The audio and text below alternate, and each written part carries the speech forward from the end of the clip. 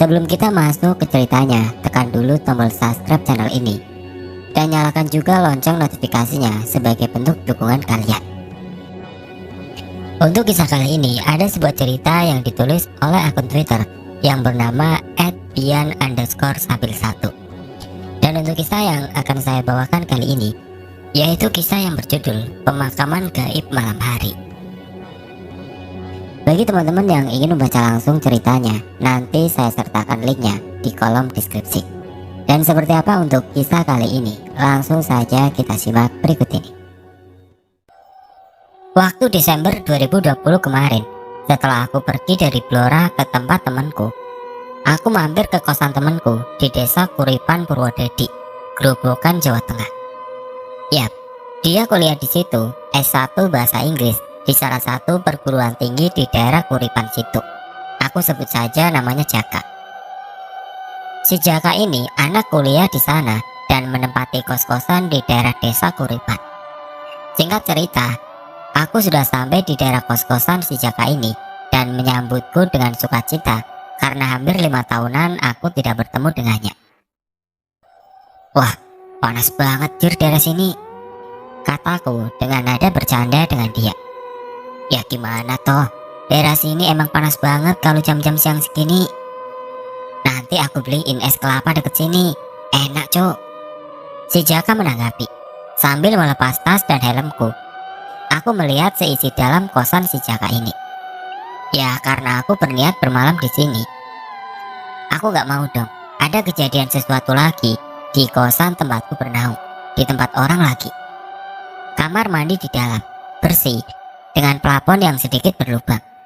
Akhirnya aku mengistirahatkan badanku di kosan si Jaka ini. Jam setengah 5 aku terbangun. Si Jaka ini sudah membelikan aku nasi goreng dan es kelapa langganannya yang katanya enak. Makan coy, enak ini. Bangun tidur di depan ada makanan, tinggal makan. Makasih ya, tak sholat bentar.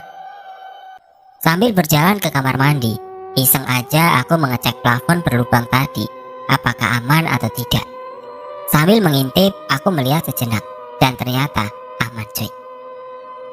Setelah mandi dan sholat, segera aku menyantap gorengan dan es kelapa dengan si Jaka ini. Ngobrolin kehidupan sebagai anak pertama, kisah percintaan yang kandas, ekonomi yang keadaannya hampir sama dengan keluargaku. Kita ngobrol hangat sore di desa Kuripan hari itu. Maghrib tidak terasa berkumandang. Jaka dan aku lekas bergegas pergi ke masjid untuk menunaikan sholat maghrib.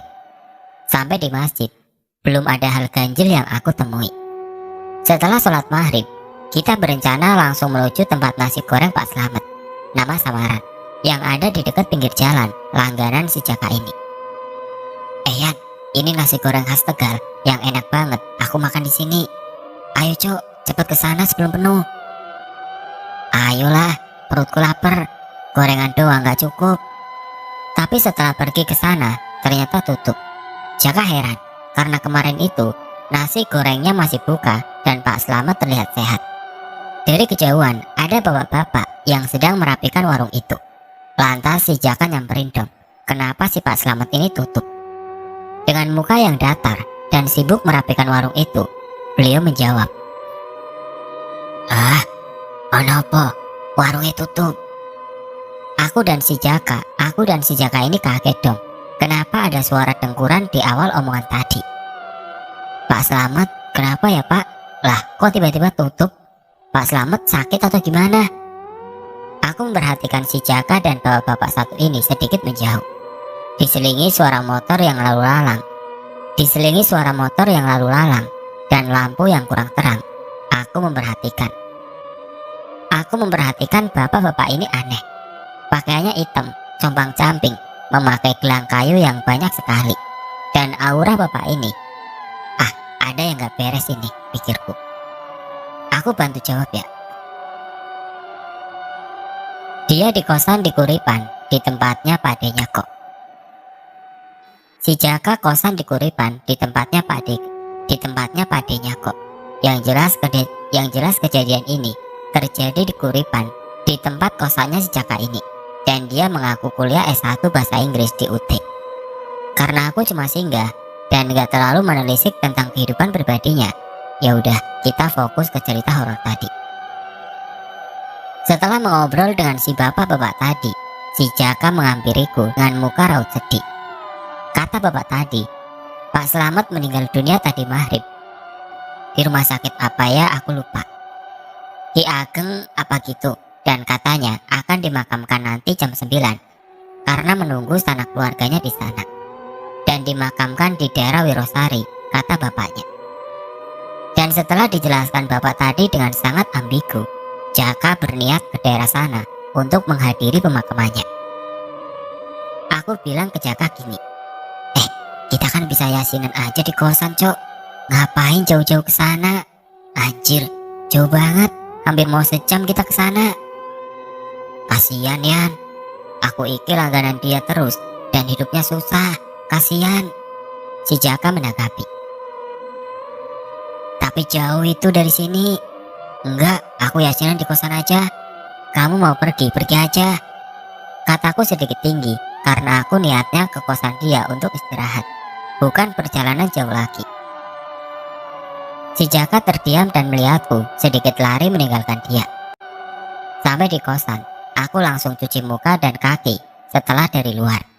Aku rebahan sebentar dan memikirkan kejadian tadi yang si Jaka ingin pergi ke sana. Aku antara dilema ingin nemenin dia, tapi lihat jaraknya, astagfirullah, jauh. Setelah rebahan sebentar, aku ambil wudhu dan menunggu sholat isya. Setelah isya, rencananya aku mau yasinan di kosan ngajak si Jaka ini. Cuma dia belum datang-datang dari tadi. Setelah sholat isya, aku membaca surat yasin untuk wabil khusus Pak Slamet yang meninggal tadi. Tapi tiba-tiba, si Jaka ini datang dan langsung siap-siap ingin pergi ke suatu tempat. Mau kemana, Jaka? Ayo yasinan. Masih terdiam dan sibuk mengambil jaket di cantelan pintunya. Tiba-tiba dia bermuka melas dan merayuku. Ayo Sian, ikut aku ke sana. Tak bayarin makan deh sebelum ke sana. Aku gak berani kalau ke sana sendirian. Kamu kan pawangku. Yan, tolong sih Cak, please. Karena aku khawatir kenapa-napa si bocah ini sendirian ke sana, akhirnya aku memutuskan untuk ikut dan nemenin si bocah ini. Iya, cepet ayo, gak usah melas gitu mukanya. Akhirnya kita persiapan untuk pergi ke sana dengan motor metiknya. Jam 8 kurang, akhirnya kita pergi ke daerah sana dengan petunjuk dari si Jaka. Sambil jalan, aku menanyakan daerah mana yang dituju. Katanya si Jaka ini. Jaka tahu karena diarahkan si bapak-bapak tadi yang merapikan warung tadi. Setelah di daerah Beringin makan bentar, kita langsung menuju ke pemakaman yang dikasih tahu oleh bapak-bapak tadi. Aku mulai curiga setelah kita makan ini. Sepanjang perjalanan setelah makan tadi, motor skupinya berat sekali ketika mau ke tempat pemakaman ini. Kok berat banget ya ini motor? Banyak kempes atau gimana ini? Iya Cok, ayo cek dulu, itu banyak takut kenapa-napa. Setelah kita turun berdua, kita mencoba memeriksa ban motor yang kita naikin. Tapi lah ini, kok kerasa berat banget. Pas setelah kita memeriksa ban dan menengok ke atas, aku melihat sesuatu sosok yang berdiri tegak di atas motor itu. Putih, berbentuk guling, dan ada tali di atas kepalanya. Siapa lagi kalau bukan si pocong kampret ini? Ya, melihat ke depan terus-menerus, seakan ada sesuatu di depan sana. Aku kaget dan hampir terjungkal di pinggir jalan, dekat motor situ karena si pocong ini. Ayat kursi aku lantunkan terus-menerus ketika melihat sosok itu, dan perlahan-perlahan si pocong itu melihat ke bawah dan menatapku secara tajam dengan mata putih dan mulut yang hitam penuh darah kering. Kamu kenapa Cuk? Ada apa di motorku? Cepet Cuk, ilangin yang gangguan kita pas mau ke tempat Pak Slamet. Sambil membaca ayat kursi terus-menerus, tiba-tiba pocong tersebut menghilang bagai kabut asap yang hilang diterpa angin. Itu pocong dari mana ya Cak? Anjir, kaget aku Cuk. Ya mana aku tahu Cuk. Kan kamu yang bisa ngeliat. Ya udah, ayo cepet buru-buru ke Wirosari.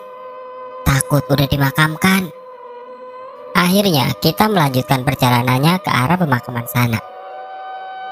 By the way nih, kalau kalian misal tiba-tiba berat ketika naik motor sendirian, bacain ayat kursi aja terus dan jangan ngelamun. Awas, Pocong sama si Kunti ngincer orang-orang yang pikirannya kosong. Sampai di pemakaman di daerah Wirosari yang ku tahu, tapi daerah tepatnya aku nggak tahu. Akhirnya kita sampai dan memarkirkan motor kita di depan gerbang makam. Tidak ada ambulan, nggak ada motor pesiara, dan sepi sekali ketika kita sampai di sana. Aku mulai ragu masuk ke pemakaman ini. Namun rasa raguku mulai pudar ketika ada tenda dengan satu lampu dan ada beberapa orang yang mulai memasukkan jenazah ke liang lahat. Jaka dan aku mulai sedikit berlari menuju ke tempat liang lahat. Tapi di setiap perjalanan, bau busuk dan campuran melati masuk ke maskerku. Aku berhenti bentar untuk memeriksa kuburan ini. Seperti kuburan biasa, namun baunya sangat tercium di hidung ini. Tapi si Jaka kok baik-baik saja. Sesampainya di liang lahat, keanehan kembali muncul lagi setelah di liang lahat ini. Si Jaka melongo melihat beberapa orang yang mengantarkan Pak Slamet ini. Di liang lahat ada 2 orang dan 1 jenazah. Dan sekitar di liang lahat ada 5 orang yang justru hanya memandangi jenazah itu dari atas. Mukanya semua orang di sana waktu itu pucat dan datar sekali tanpa ekspresi sedih atau senang. Baju-bajunya pun biasa saja di sana. Orang ini aneh banget pikirku. Orang-orang di sini seperti bukan manusia normal biasanya. Aku menyandarkan si Jaka yang masih melongo melihat keadaan yang aneh di liang lahat di malam hari. Capek-capek jauh sampai Wirosari dan malam hari menghadiri di pemakaman ini, dia cuma melihat keanehan yang terjadi di liang lahat Pak Slamet ini.